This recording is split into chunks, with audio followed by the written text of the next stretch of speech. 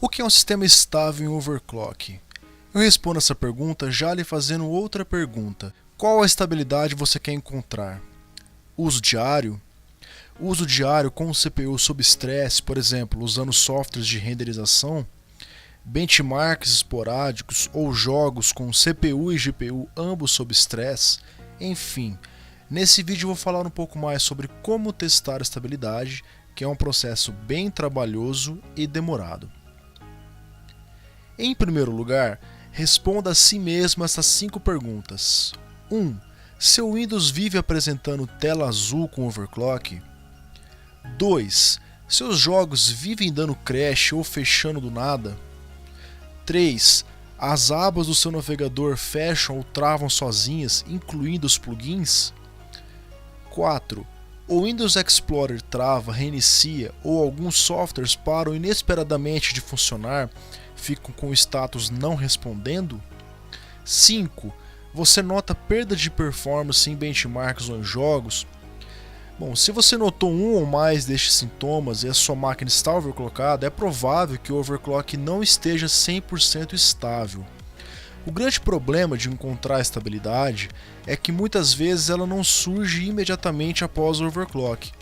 O computador muitas vezes liga normalmente, executa os softwares normalmente, os jogos rodam normalmente, porém do nada surge uma tela azul ou um travamento destes que foram citados. Além disso, estar estável também não significa que seus componentes estão com todo o desempenho possível. Bom, eu vou falar para vocês agora alguns problemas que eu notei quando a máquina está instável por overclock. Overclock mal feito de processador ou memória causa problemas em renderização de vídeos e crashes em jogos. Utilizar latências baixas demais muitas vezes não apresentam problemas de início, mas com o tempo você começa a notar crashes em jogos e telas azuis aleatórias. O Prime 95 trava por overclock mal feito no processador e nas memórias. Quando a GPU está instável, nem sempre o aumento de tensão faz ela estabilizar. No ar, a GPU tem um limite de aumento de clock e tensão. Às vezes, reduzir os clocks faz com que ela fique mais estável.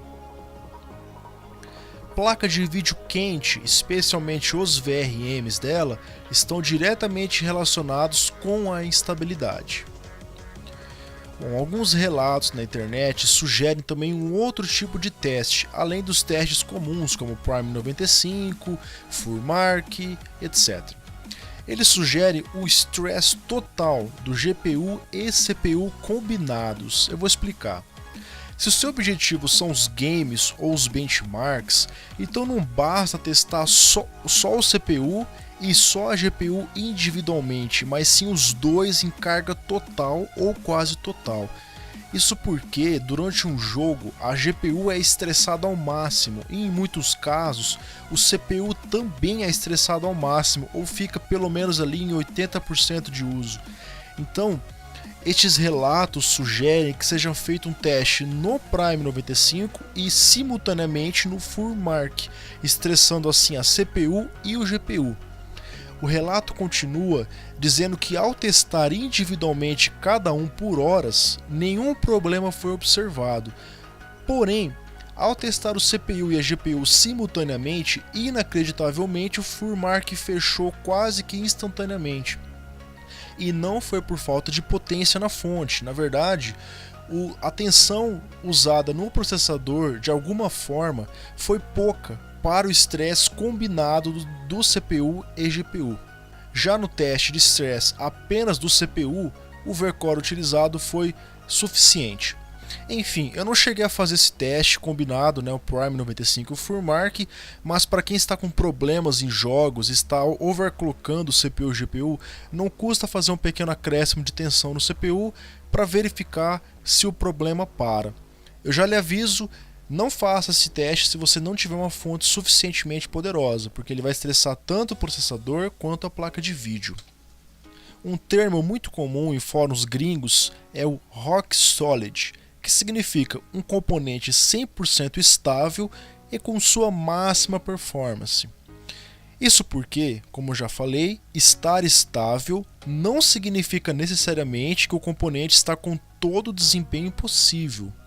Eu vou mostrar isso para vocês através do Cinebench, porém eu poderia mostrar através de qualquer outro teste. Veja que no primeiro teste, o processador estava estável, porém ele não estava com sua máxima performance. No segundo teste, observe a discrepância de resultado, mesmo o CPU estando no mesmo clock. A diferença foi apenas um pequeno acréscimo na tensão, que permitiu o aumento de performance do processador. A mesma coisa vale para as memórias e GPU. Em alguns casos, só de você aumentar a tensão, você também consegue um aumento de performance, mesmo que os componentes já estejam estáveis com a tensão mais baixa. Enfim, teste de estabilidade é sempre muito complicado, porque algo que funcionou para mim pode não funcionar para você. O mais importante é definir qual estabilidade você quer, se é uso diário, se são jogos. Então façam testes mais longos e minuciosos, né? As pessoas recomendam aí rodar o Prime por um certo período, rodar o Intel Burn Test, enfim, tem o LeanX, são vários softwares para fazer esse tipo de teste. Então façam os testes mais longos e minuciosos se você quer rodar, ter um uso diário. Porém, gente, é aquilo. Nem sempre você encontra de cara, às vezes passa alguns dias, passam semanas, passam meses, você começa a ter problemas e é difícil encontrar. Então realmente testar a estabilidade não é algo fácil, mas também não é impossível. E também eu recomendo que você faça testes em softwares de benchmark, né, e em jogos por algum tempo, até você ter 100% de certeza que os componentes estão estáveis. Agora, se você está apenas rodando em um clock para ganhar mais pontos em benchmark, um teste mais rápido em alguns casos já é suficiente. Porém, não se esqueça que estar estável não significa que ele está com a máxima performance dele. A minha dica final é: teste, teste, teste, não desista, mesmo que leve algum tempo para achar a estabilidade perfeita do seu overclock. Bom, espero que tenham gostado. Se inscreva no canal, clique em gostei, adicione aos favoritos, compartilhe com seus amigos e até uma próxima. Lembrando, neste novo canal, vídeo novo todas as terças e sextas-feiras. Beleza? Então um abraço a todos e até mais.